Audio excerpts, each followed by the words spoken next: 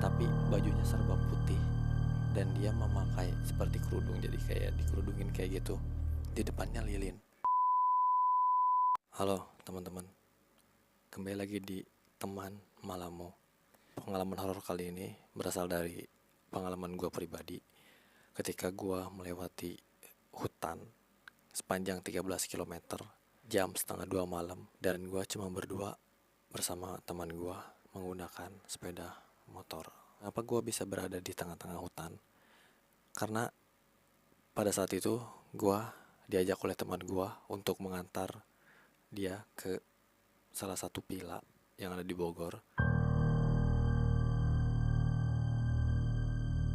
Semua berawal ketika gue mengetahui kalau teman gue tuh sering banget kemana-mana sendiri. By the way, dia itu adalah Geris, dan Geris itu adalah seorang streamer sekarang di YouTube.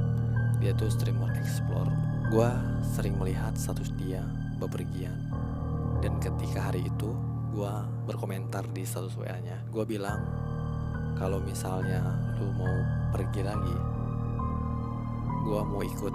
Dan ketika itu dia langsung ngebales, dan dia bilang ke gue, kebetulan malam sekarang dia mau ke Bogor, dia mau ke villa, dan dia tidak ada teman, dia sendiri di motor karena keluarganya itu menggunakan mobil, dan dia mengajak gue.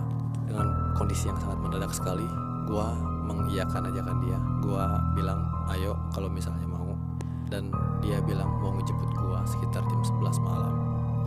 Singkat cerita, ketika gue udah kontekan, gue udah prepare, dia OTW dari rumahnya sekitar jam 11. Ketika di perjalanan menuju rumah gue, ban dia tuh bocor dan dia nambal dulu. Setelah nambal, dia lanjut ke rumah gue, menjemput gue mungkin sudah sekitar jam setengah 12. Gue dan si Geris langsung OTW menuju Bogor. Gue lewat Purwakarta.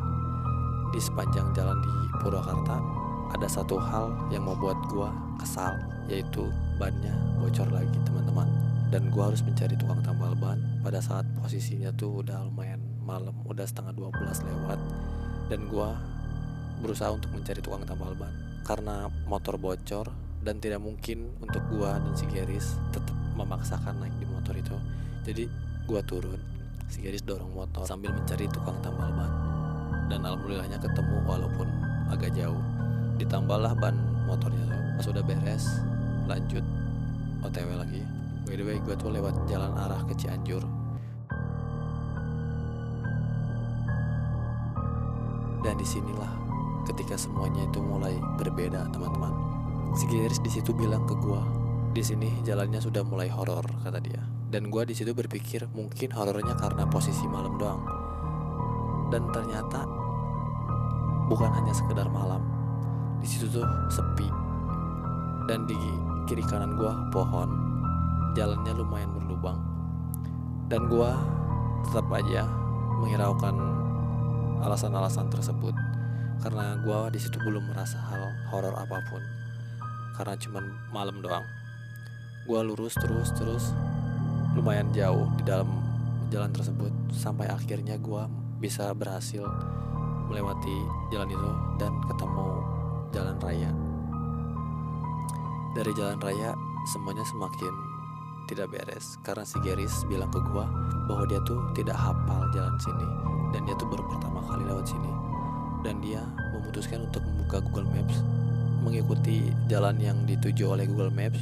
Gua tidak tahu dan tidak bakal menyangka jalan yang diarahin oleh Google Maps itu bakal memasuki hutan lewat pegunungan yang di sebelah kanan gua tebing, sebelah kiri gua jurang.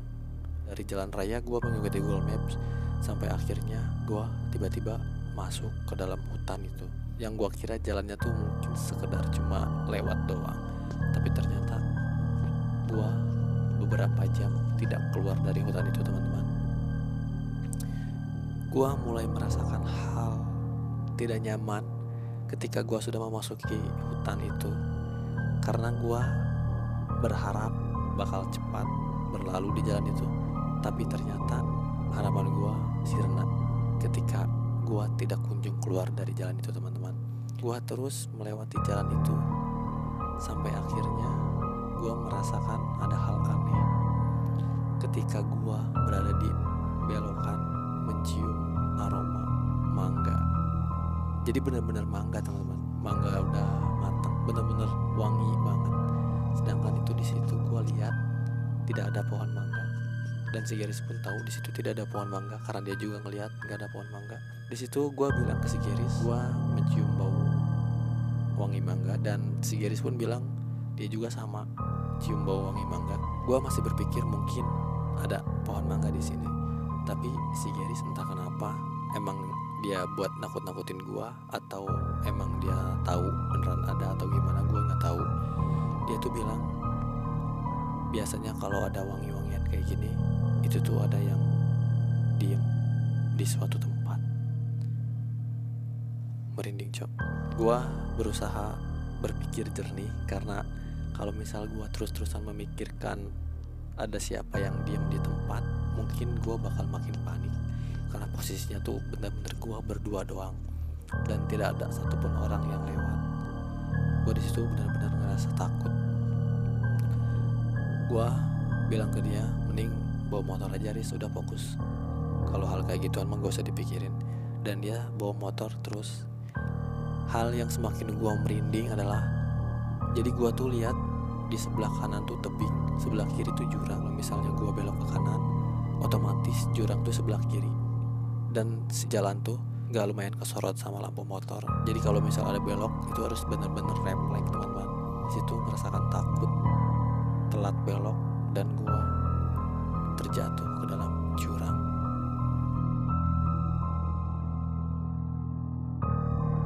Tapi untungnya di situ teman gue si Geris bawa motor biasa lancar. Tapi ada satu hal, ketika gue berada di turunan tuh semakin kencang bawa motornya, dan si turunannya tuh langsung bener-bener belok. Jadi turun langsung belok teman-teman. Dan di situ si Geris tekor beloknya, dan ketika dia belok, dia tidak bisa membelokkan motornya. Dia tiba-tiba langsung jatuh. Gua juga ikut jatuh. Dan ketika jatuh tuh jaraknya lumayan jauh, sekitar beberapa meter. Gua jatuh. Ketika jatuh, dia terpental, gua juga terpental, dan gua di situ mendengar dia tiba-tiba tertawa. Dan di situ gua ngerasa panik, gua ngerasa nggak beres, gua ngerasa ada yang aneh di tempat seperti ini.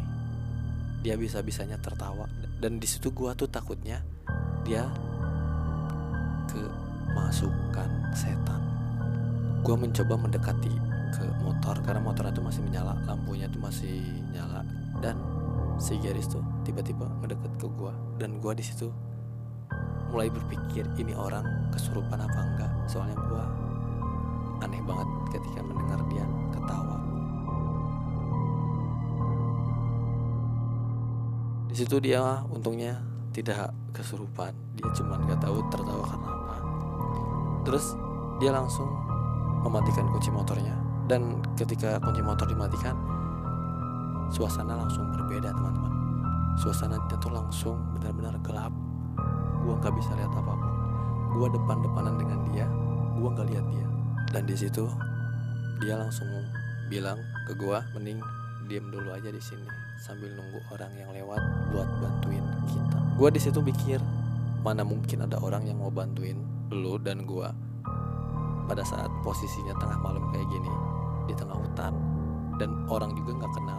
Misalnya ada orang yang nyamperin juga, gua bakal ngerasa ngeri karena mungkin bisa aja dia tuh niat jahat. Dan kalaupun ada orang niat baik, mungkin orangnya juga bakal mikir bahwa kita tuh modus begal. Kecil banget kemungkinannya ada orang yang nolongin. Gua di situ hampir tidak bisa melanjutkan perjalanan gua karena si rem otomatisnya tuh kekunci. Lumayan lama buat si kunci rem otomatisnya tuh dibetulin. Pas udah dibetulin, singkat cerita gua langsung lanjut. Sampailah gua ke villa di Bogor sekitar jam 7 atau enggak jam 6, gua lupa. Pokoknya pagi. Dan ketika sore, gua bilang ke si Geris, Ger, kalau bisa pulangnya nanti pagi ya, kata gua. Soalnya kalau misalnya malam, gua takut di jalannya yang di tengah hutan itu teman-teman. Dan dia tuh mengiyakan ajakan gua, kata dia, ya udah iya ntar kalau mau pulang mah pagi. Tapi singkat cerita ketika udah pagi, Gue ngajak dia buat pulang, dia malah bilang nanti aja kalau mau pulang mah siang, mending sekarang mah ikut gue keliling-keliling Bogor, kata dia. Dan di situ gue langsung ya udah yuk keliling-keliling Bogor, dan ternyata emang seru. Pas udah keliling Bogor, sampailah siang sekitar jam 11. Gue bilang ke dia, "Ger, ayo prepare buat pulang," kata gue. Di situ dia bilang lagi ke gue, "Nanti aja pulang mah kalem sore." Terus gue ya cuma bisa mengiyakan ajakan dia buat pulang sore kan, karena dia juga yang ngajak. Pas udah sore ya seperti biasa gue bilang lagi ke dia. Dia tetap seperti biasa bilangnya nanti. Sampai pada akhirnya dia ngajak gue pulang jam 11 malam. Jadi gue tuh gak mau lagi ketemu malam di jalan itu, karena ekstrim banget menurut gue. Dan hal yang gue takutkan itu kejadian lagi, karena si Geris ngajak gue pulang jam 11 malam. Dan mau tidak mau gue harus ikut dengan dia jam 11 malam. Singkat cerita, setelah prepare, gue otw pulang. Dan ketika gue hampir masuk ke dalam hutan itu, di situ ada gapura. Dan di dekat gapura tuh di bawahnya, di sebelah kiri ada kursi dari kayu. Dan gue melihat ada orang sedang duduk di situ, benar-benar duduk. Dia tuh nggak ngelihat ke kiri, nggak ngelihat ke kanan.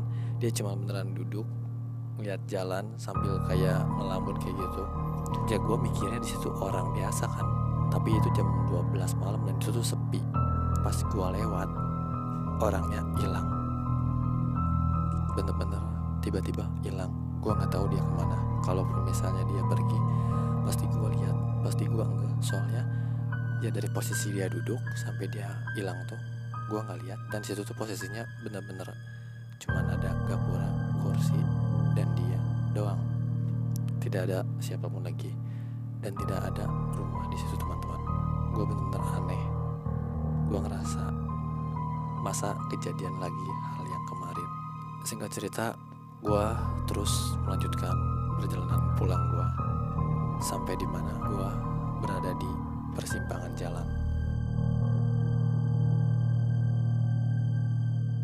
Ketika sudah masuk ke dalam hutan, ketika di belokan, gue ngelihat di situ ada satu orang duduk sila di belokan, dan dia tuh di depannya ada lilin. Dia benar-benar di ujung.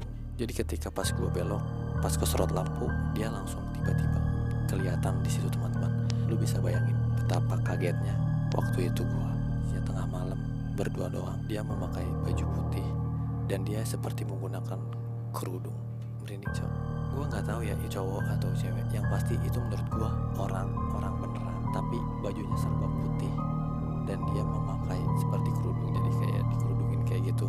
Di depannya lilin. Pas gue ngelewat, gue otomatis bilang ke si Geris bahwa tadi ada orang, dan dia pun jelas melihat karena dia emang yang lagi bawa motor. Dia juga bilang ke gue bahwa dia ngelihat ada yang duduk sambil ada lilin di depannya. Terus dia tuh bilang ke gue, coba lu lihat ke belakang, siapa tahu dia itu begal, modusnya doang kayak gitu. Terus dia ngikutin kita, kata dia. Dan gue di situ langsung lihat ke belakang. Untungnya di belakang tuh tidak ada satupun orang yang ngikutin gue. Dan gue tuh masih ngerasa agak khawatir karena takutnya tuh dia punya sekongkol lain di depan. Dan ketika gue ngerasa khawatir kayak gitu, si Geris tiba-tiba berhenti, bener-bener berhenti. Dia tiba-tiba berhenti. Terus gue langsung negur ke dia, kenapa lu harus berhenti di sini, kata gue. Dia dengan santainya dia diem. Dia langsung keluarin rokok dan dia langsung bakar rokoknya, dia langsung ngerokok. Gue heran kenapa di keadaan yang seperti itu bisa-bisanya dia diem dan dia sebat.